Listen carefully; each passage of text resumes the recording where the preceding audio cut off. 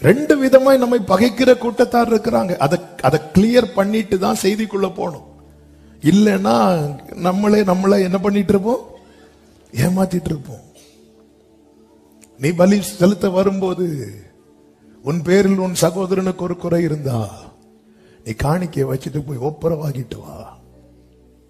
யாக்கோபு ஏசாக்கு முன்னாடி விழுந்துட்டான். ஏன்னா தப்பு யாக்கோபு மேல. ஆனா லாபான் விஷயத்துல யாக்கோபு நீதிமானா இருந்ததுனால கர்த்தர் லாபானை தடுத்தார்.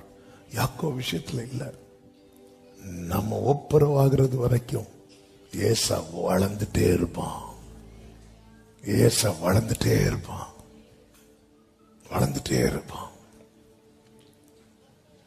பகையை வளர விடாதே, சத்ருவை வளர விடாதே, அது உனக்கு ஆபத்து.